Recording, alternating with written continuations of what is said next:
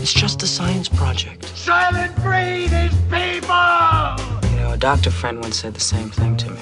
Frankenstein was his name. It's alive! It's alive! It's alive! That sounds like something out of science fiction. Please explain to me the scientific nature of the whammy. We live in a spaceship, dear. So? Yes, science! Program complete. Enter when ready. Hello and welcome to episode 203 of Science on Top. Today is Sunday, the 11th of October, 2015. I'm Ed Brown, and joining me today is Dr. Shane Joseph. G'day. Penny Dumsday.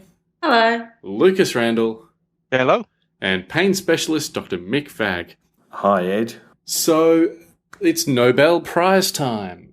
And the Nobel Prize in Chemistry for this year was awarded jointly to Tomas Lindahl, Paul Modrich and Aziz Sancar for mechanistic studies of DNA repair, which is really cool because our DNA is constantly under assault from ultraviolet radiation and all other sorts of things. That means our DNA is breaking down all the time, Shane, but this is a way that our body repairs itself, essentially. Yeah. I mean, when it's a little bit unnerving to think about, but your DNA is basically sort of deconstructing all the time.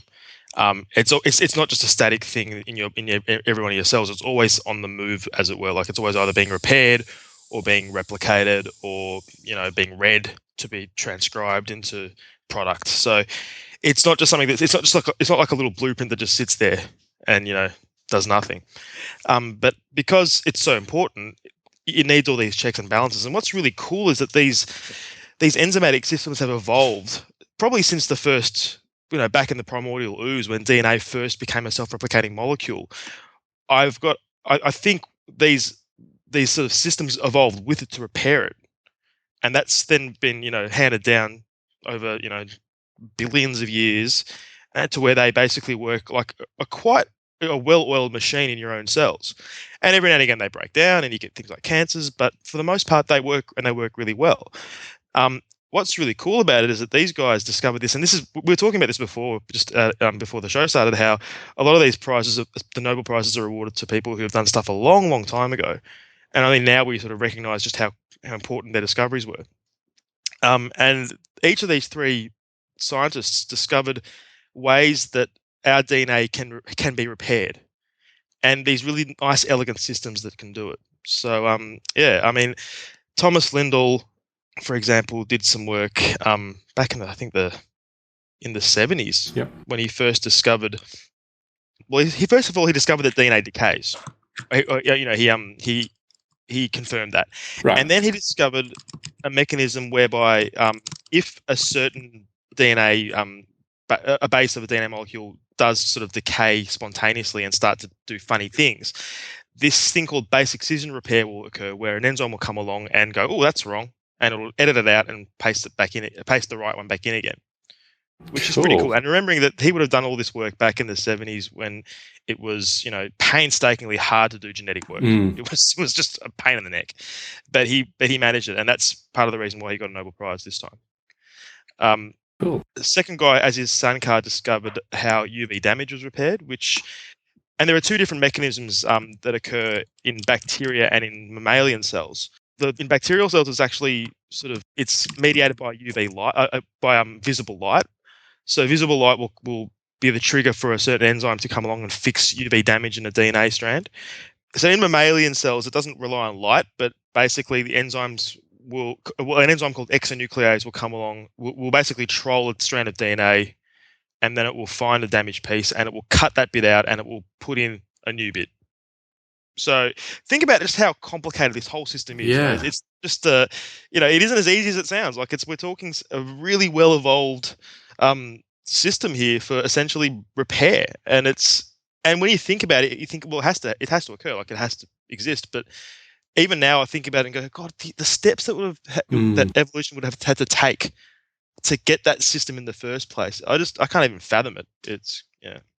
And that's why evolution takes so long. These are changes that would have happened in tiny little steps over billions of years. It's really cool. Yeah. And shows how hard it must be to then figure all this stuff out and do all the experiments to figure out these mechanisms.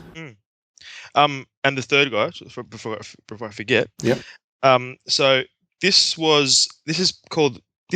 Paul Modrich was looking at mismatch repair, and that's what happens when your DNA replicates itself. So like when your cells divide, your DNA will split in half essentially, and then it will copy itself. Yep. Okay, so you end up with two copies. But sometimes mistakes are made, and of course the mistakes are made because we're talking about thousands and thousands and thousands of bases that you've got to make. Yep. So what happens is in old DNA or older DNA, you've got these little things called methyl groups that sit on the outside of the DNA. They're like little tags, and that essentially shows an old piece of DNA. Okay. Right? Yep. So what happens in the new piece? Say so you got this new piece of DNA that's been made against the template of the old piece, and that doesn't have methyl groups on it. So first of all, as the DNA is being made and constructed, this second enzyme called MutH will basically go across this new copy, and it knows it's a new copy because it hasn't got the methyl groups on it. Right. And if it finds something that's wrong, it'll be like, no, that's not right, and it will fix it up again before the enzyme has a chance. The other enzyme has a chance to put methyl groups on it. Cool. So yeah, now it's ridiculously. I've tried to simplify something that's a very complicated process. Yeah. The takeaway message here is that these guys managed to do something back a long time ago when it was a lot harder to figure out these basic problems and to understand the basis of life and how these really complicated systems work. And they did it really elegantly. So I like also that this is a chemistry prize. On the face of it, it's genetics, it's biology and everything, but the language of biology is chemistry. Of course, the language of chemistry is physics, but that's another story. But it's that interwoven aspect of science that means nowadays in particular, you specialize in one small thing, but you're using techniques and background knowledge from a whole range of different fields to come to conclusions and to do experiments. It's very, very cool. Yep. And complicated. Yes. So speaking of complicated, the Nobel Prize in Physics was awarded jointly to Takaaki Kajita and Arthur B. McDonald for the discovery of neutrino oscillations, which shows that neutrinos have mass. So I'm going to pull back and give the very basic background of this. Neutrinos, tiny subatomic particles, like really, really, really small. The word itself is Italian and it means little neutral one. Small neutral one. Depending on who your Italian translator is, it's little or small neutral one. They're produced in nuclear reactions, like in the sun or in a supernovae. They're really hard to detect because they don't interact with matter through any force except the weak force. They don't have any charge, they don't have any electromagnetic interactions or strong interactions. So every second there are millions of neutrinos passing through your body, through everything, and not having any interaction at all. They go right through it. There are three types of neutrinos, three flavors. There's electron neutrinos, tau neutrinos, and muon neutrinos. The big puzzle was that we could calculate how many neutrinos are hitting the Earth coming from the sun. Remember those three types, electron, muon, and tau? The sun makes the electron neutrinos. And the problem was that our detectors weren't finding anywhere near as many as they should have been. About a third of the neutrinos that they should have found, they were detecting. And the Sudbury detector in Canada, that's the one that Arthur B. McDonald was in charge of, it was detecting the same lower number of neutrinos as all the other experiments, that 1/3 less. But it was set up to also look for the muon and tau neutrinos, and it found the total of all three types matched the previous calculations for just the electrons. What that shows is that neutrinos can change or oscillate from one flavor to another. They started off as electron neutrinos, then they changed to either muon neutrinos or tau neutrinos. And the only way that can happen is if the neutrinos themselves have mass. Tiny amount of mass, but it's still mass. So neutrinos, and correct me if I'm wrong on this, Lucas, are what we would call WIMPs, or weakly interactive massive particles. Yeah, I guess you're right. They are. They're particles that have mass and interact on the weak force only. And for more information on that, I'd suggest Wikipedia, because that's the Nobel Prize in a nutshell, but to go into more detail is beyond my ken. Would you be okay with that, Lucas? Was that? Yeah, no, I think you summed it up pretty well. That's kind of what I got out of it as well. All right, excellent. All right, well, let's move straight into the Nobel Prize in Physiology or Medicine, which was divided with one half jointly to William C. Campbell and Satoshi Ōmura for their discoveries concerning a novel therapy against infections caused by roundworm parasites, and the other half to Youyou Tu for her discoveries concerning a novel therapy against malaria. Mick, it's all about parasites.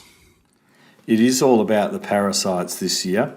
Roundworm is a good one to begin with, and William Campbell and Satoshi Ōmura were the people who got their prize for developing, as part of a team at Merck & Co., the part of the much maligned Big Pharma.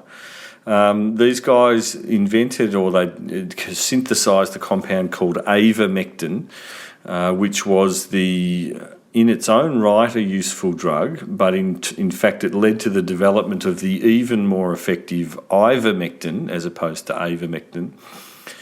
And in fact, these horrible roundworm-related diseases such as river blindness, which is caused by the roundworm parasites getting into people's eyes, and lymphatic filariasis, otherwise known as elephantiasis, which is where the roundworms actually take up residence inside your lymphatic system and obstruct the lymphatic system, showing that, or leading to huge swelling of the limbs because the lymph can't drain properly out of the limbs.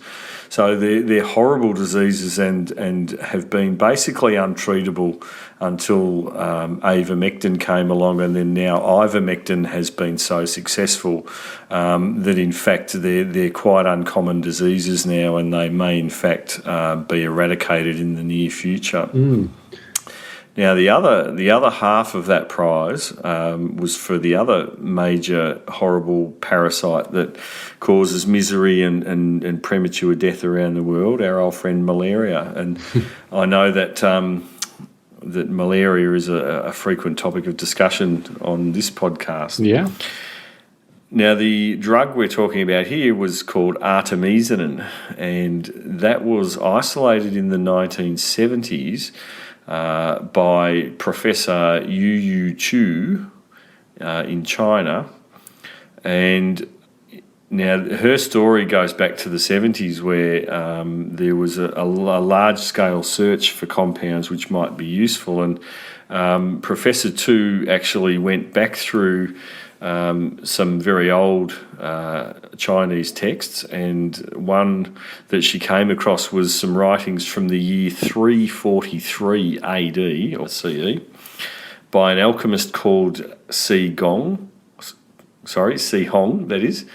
And he described this particular Artemisia annua plant, and he said if you immerse it in 2 litres of water, wring out the juice and then quickly drink it, then that will reduce the fever associated with malaria. And Professor Chu actually was not the first person to have noticed this, but what she did realise was that you didn't boil the water, and she actually discovered the temperature at which you can extract the artemisinin from the plant extract, and that was the big breakthrough, which then led to a drug which has literally saved millions of people's lives. And I think what's an interesting postscript to this Nobel Prize is that it's led to a lot of debate and a lot of discussion about the role of traditional Chinese medicine and the traditional Chinese medicine pharmacopoeia, because artemisinin is often given as an example for the ancient wisdom of Chinese medicine and all the herbs and everything. What's interesting is that this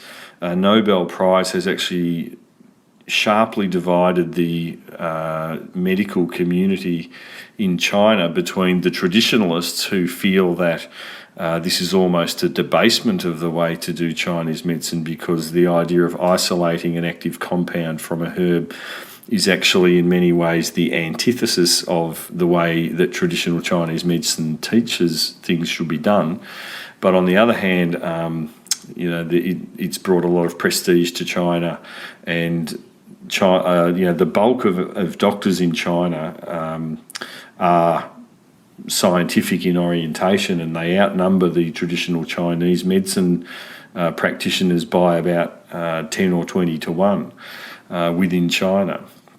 So a lot of the scientific doctors in China are very pleased about the recognition that this will bring to one of their colleagues, whereas the traditional Chinese medicine supporters are much more divided. Some of them think that maybe it'll help get people to take these Chinese herbs more seriously, and others are really not nearly as convinced that it's a good thing.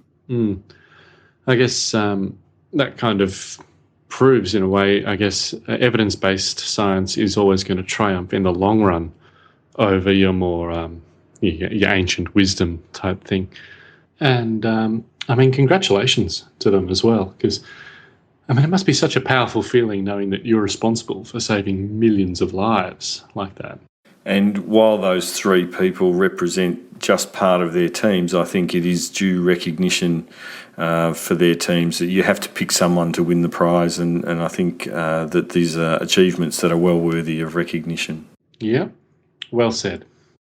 So, Penny, a really cool thing. We know of a lot of bioluminescent animals. There are some sharks, there are, of course, plankton and so on. But we've now found a turtle that glows in the dark. This is really cool. This is really cool. And I'm just going to be ultra pedantic. It's actually not bioluminescent. It doesn't make its own light. It's biofluorescent. So it reflects light, in this case blue light, and it re-emits it as a different colour.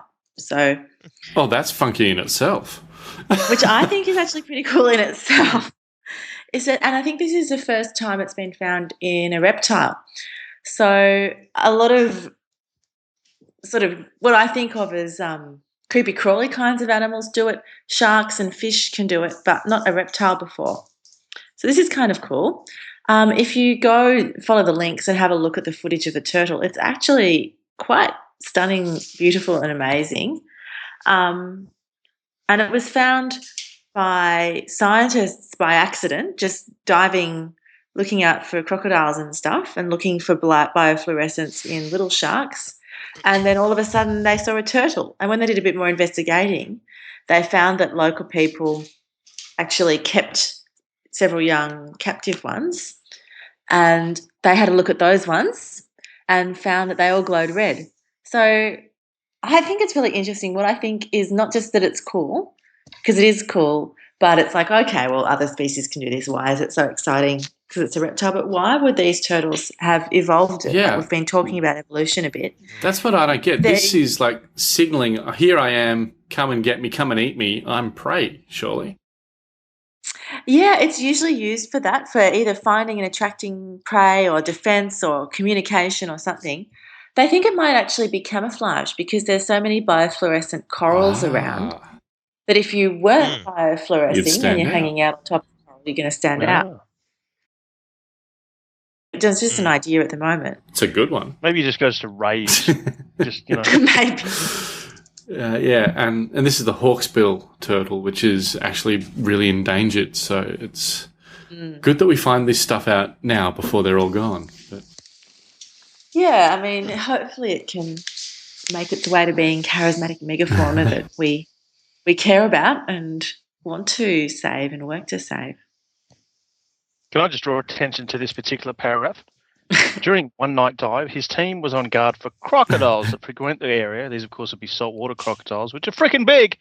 And there came out of nowhere, this fluorescent turtle. At which time they started questioning whether there was something in their scuba tank. It's very cool. And I love that whole takes in one colour and reflects out another. That's just bizarre. I think it's cool. Yeah. Shane, do you want to tell us about this really cool experiment coming out of MIT where they're making a scaffold for virophages to target particular bacteria? Is that right? Yeah, this is really, really cool. This goes back to using phages or phages or however you say it. I still haven't discovered how you say it. As basically to defeat infection, to target certain bacteria that are causing infections. That's the end. That's the holy grail. And it's there's always been a bit of a problem with this because it's, first of all, phages are a biological agent, so using them as medications is a bit dodge. Also, bacteriophages only really infect specific bacteria.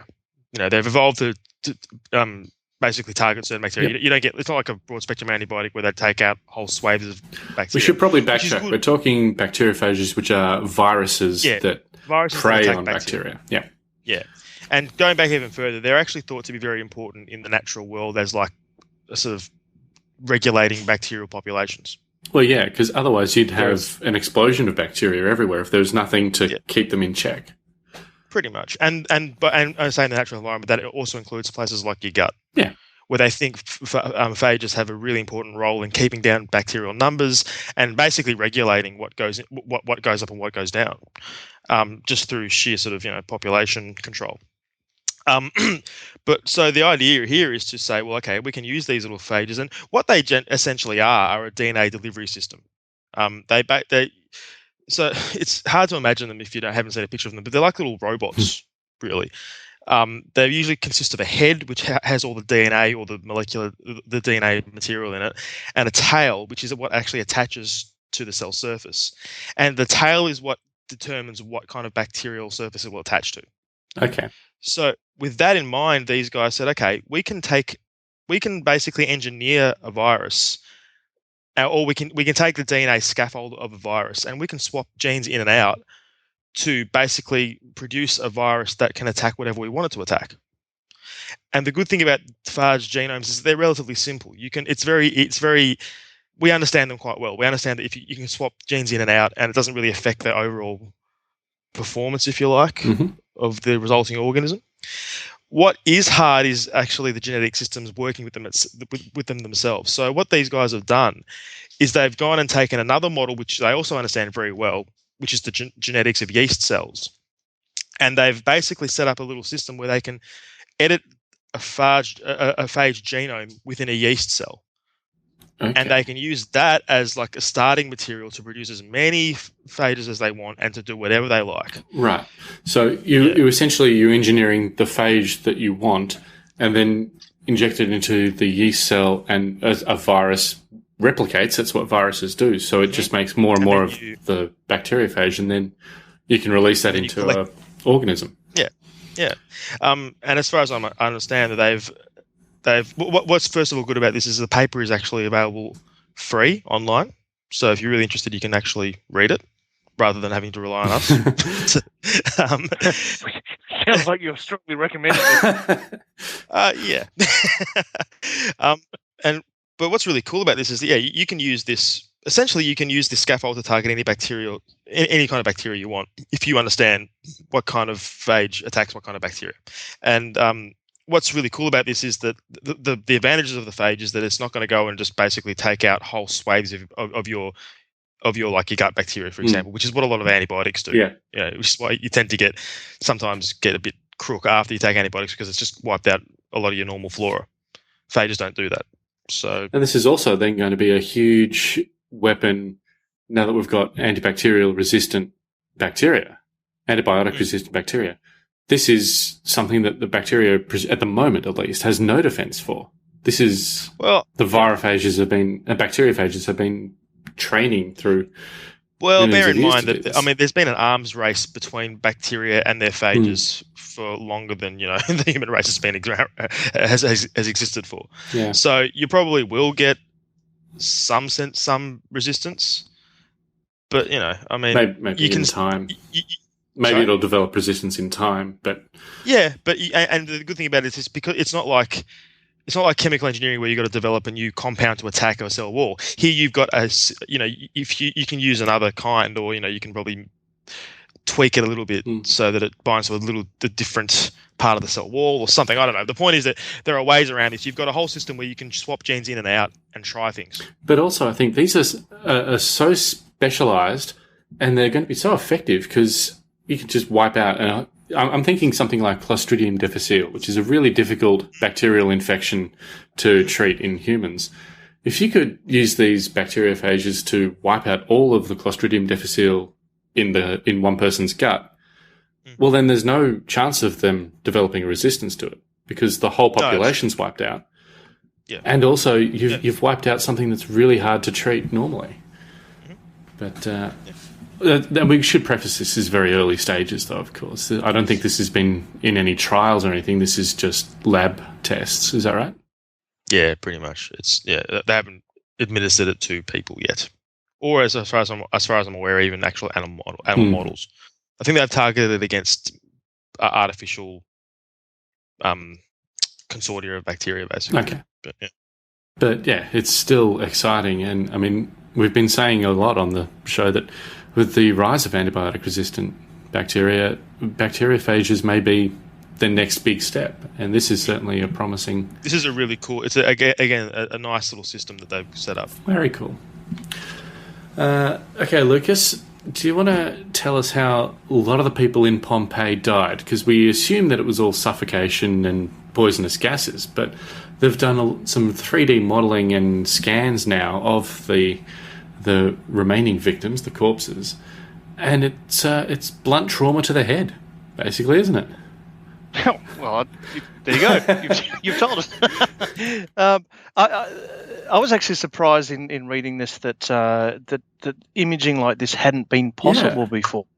Apparently, the 19th century plaster that was poured into these cavities of empty space and apparently some bone fragments when Pompeii was discovered to preserve the remains or the lack of remains where the remains had been.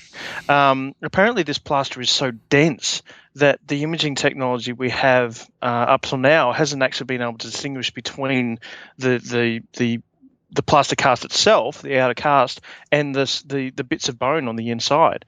So that was interesting. Yeah. But this a team have basically done this new multi-layer CT scan method to get this imagery that they haven't been able to do before, and then they used some special software to make some. I guess it did some similar to what's done in astronomy in a lot of ways. Did joining of the dots and reconstructions and so forth to be able to make a 3D model of the skeletons. And other skeletal artifacts such as teeth, which we'll come back to. Yes. And what they found is that it would appear that a lot of the remains indicate they were taken out by blunt force trauma, basically rocks falling from the sky, and it does actually link back with some writings by is it Pliny or Pliny? Pliny the Younger. Pliny the Younger, who wrote of his uncle's death after the eruption. Apparently, in one of his letters, he was talking about how they had to make a choice between staying inside their houses, which were shaking violently. One assumes because of the volcano causing tremors and so forth, and the falling stuff that was landing on the buildings, or taking their chances and going outside. But there was this rain of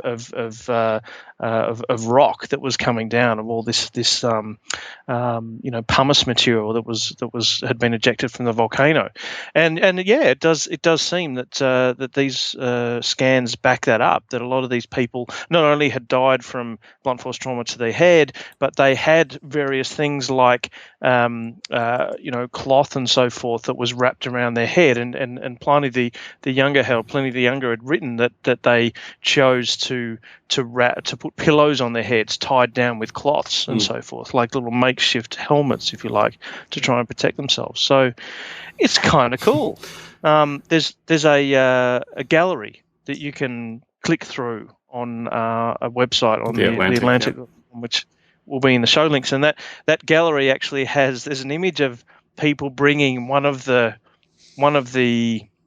sets of remains, if you like, out on a gurney from wherever it's kept to go and do the CT scanning on it. And they've basically built this facility for the purpose of doing it. And what kind of amused me was there was just so many people that were coming out with this gurney. It was almost like a modern medical team were trying to sort of do some urgent, procedure on this. The dude's been dead for a long time. He's not going anywhere. It's too late.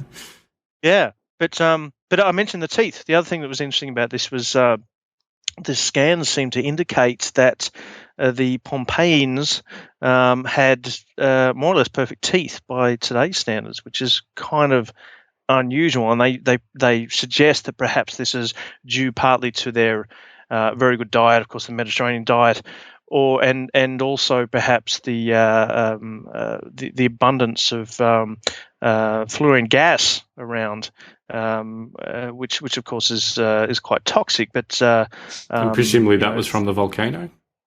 Yeah, one assumes so.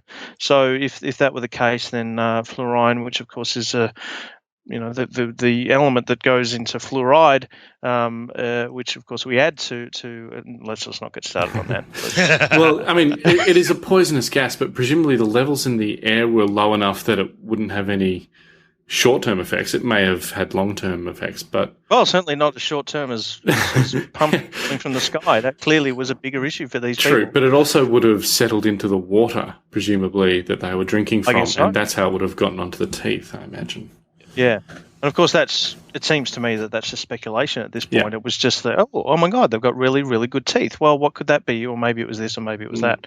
So it's a bit of speculation there. But it was kind of really cool. And as I said, what really surprised me was that these imaging techniques had not been possible until now, or not been, available, which is kind of cool. So yeah, it's always nice to learn new things. Yeah, that's the joys of technology, is that you can advance things further every time. Yeah. And so very quickly, we've mentioned before that Ceres, the large asteroid that we've just visited with the Dawn probe, and we're all suspicious and curious about these bright spots in one particular area. NASA's now, quote, pretty sure what they are. Yeah, I mean, there's been various things that have been proposed, and originally the obvious speculation was, okay, is it ice, some sort of ice? Is it water ice or some other chemical ice? And some more detailed scans have shown that it can't be water ice, because water ice does reflect the majority of the visible spectrum of light. So that's why it looks so white when you see ice, because it reflects nearly everything. And this stuff just it's not quite right. It's not reflecting all of the frequencies that it should if it's just ice. So there's been other theories, and it has been proposed before that perhaps it's some form of salt, and that seems to be panning out when they look at the spectra that's coming off this thing, that it does look like it is some kind of salt. Not sure what type of salt yet. So, but that in itself is really, really interesting, because it would tend, for very complicated reasons, to suggest that Ceres has got some degree of active geology, which is really, really interesting, because this is, a dwarf planet. We kind of wouldn't expect that. But then again, we didn't necessarily expect that, it also looks like it's got possibly more fresh water than we have on Earth, which is also very interesting. Okay. So, yeah. That's very cool. It's kind of, yeah. So if you look at the proposals for science that have been asked for by NASA recently, when they're saying, okay, what sort of missions, give us your ideas. And this is not just the public. Obviously, the public can't just go, we should go here. It's, they've put out a call for mission. Yeah. And there's quite a lot of emphasis being put right now on dwarf planets, because Well, for lots and lots of reasons, but basically there's, in terms of going somewhere and learning new things, they're in many cases a lot more accessible to us than the outer solar system is, particularly given the lack of plutonium, which is really, really important for getting the outer solar system. Otherwise, you need just ridiculously large solar panels. So dwarf planets, and then of course the other inner planets, particularly Venus and Mars, are getting a bit of. Well, obviously Mars has a long time had some focus, but it lost focus for a little while. Now it's back in focus, so that's nice. But Venus is getting a little bit of airplay as well in planning proposals, so it's kind of cool. But yeah, Ceres getting really, really weird. Yeah, when we love weird. But interesting that, as you say, there may be liquid water, well, not even liquid water, maybe ice water on Ceres, though. It just goes to show how much more common water is throughout our solar system than we previously might have thought. Oh yeah, so it seems, from what we know so far, it's certainly looking like Ceres has a huge ocean beneath its surface. So we know about other bodies in the solar system, particularly other moons, Europa being one of them, where we're very, very, very confident that there's liquid water beneath their surface. And we've heard, of course, about slushy moons and stuff, other moons around Jupiter, and around Saturn that have got liquid water. But for a dwarf planet to potentially have that, and they're proposing, as I said, that maybe it has actually more fresh water, to stress that, fresh water, than we have on Earth. That's a pretty big deal. Very, very big deal. Okay, well, that's our show. Like always, the links are on the web at scienceontop.com/203. And you can leave a comment there. Please send us an email, feedback@scienceontop.com, and we're all over the social networks. Dr. Mick Vag, thanks for joining us once again. Thanks, guys. It's been a pleasure. It's always a pleasure coming on Science on Top. And thank you, Penny, Shane, and Lucas. Thanks, Ed. And thank you, everyone, for listening. We'll be back again next week, putting science on top of the agenda. Join us then.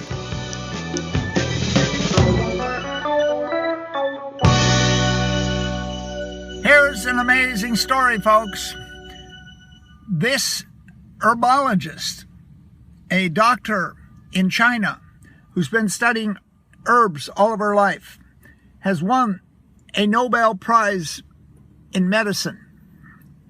She won the Nobel Prize in medicine in 2015 for discovering that the common herb wormwood, which you can get in any health food store, is a cure for malaria and many other diseases, and has a positive effect, a